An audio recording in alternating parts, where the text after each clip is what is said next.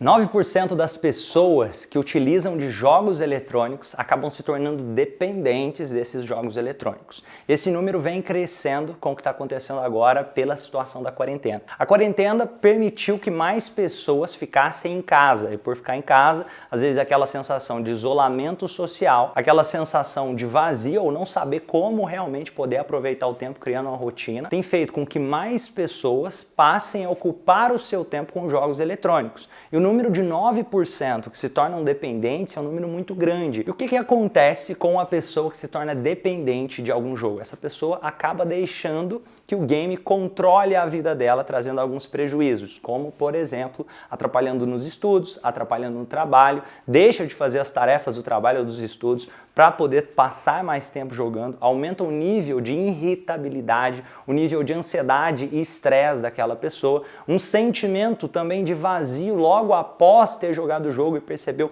que você ficou horas ali e não conseguiu ser produtivo durante o seu dia. Isso também gera um estresse, um certo nível de ansiedade, e também o sentimento de ansiedade quando não está jogando, sentindo que parece que está faltando alguma coisa. São algumas das características que os vícios nos games vêm trazendo. E Romani, o que causa essa dependência nos jogos? É uma série de fatores combinados, desde fatores genéticos, quanto gatilhos externos sobre o que está acontecendo e também a própria história da pessoa que pode ativar ou não esses gatilhos. Como assim? Da mesma forma que se uma pessoa bate um carro e durante aquela batida uma pessoa pode criar o medo de dirigir e outra pessoa não, isso tem que considerar toda a história que essas duas pessoas viveram e também os fatores genéticos dessas duas pessoas.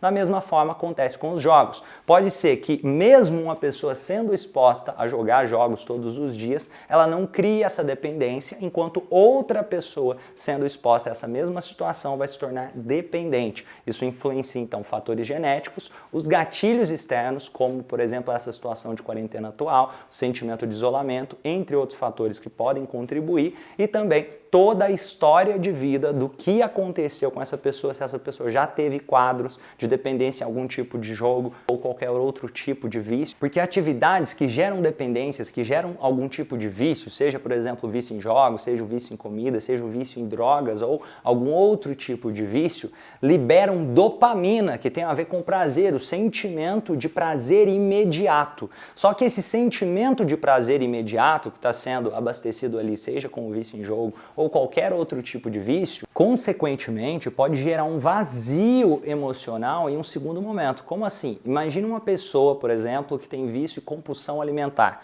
Pode ser que essa pessoa, logo que come, ela sente um prazer, mas depois ela sente como se fosse uma sensação de vazio.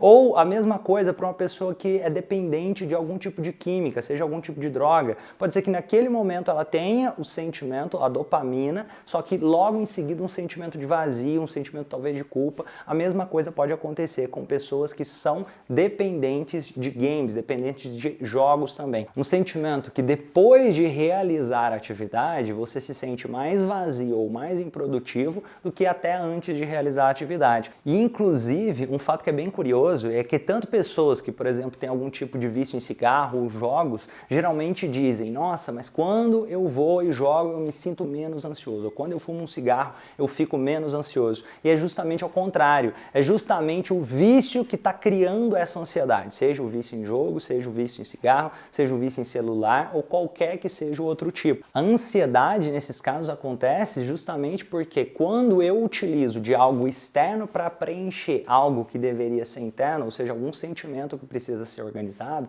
talvez o sentimento de aceitação, de validação, o sentimento de autoconfiança, ou qualquer que seja o tipo de sentimento que eu estou buscando preencher com algo externo, seja o jogo, seja o cigarro, seja a comida e assim por diante. E também é importante lembrar que os jogos, para quem joga de forma moderada, também tem seus benefícios, como foco, concentração, raciocínio lógico, lidar com frustração. Tem os dois pontos. A questão está no equilíbrio, a questão está no excesso que pode ser prejudicial, atrapalhando, por exemplo, áreas da vida como relacionamento, trabalho, estudos, ficar mais irritável e outras áreas como nós já falamos aqui.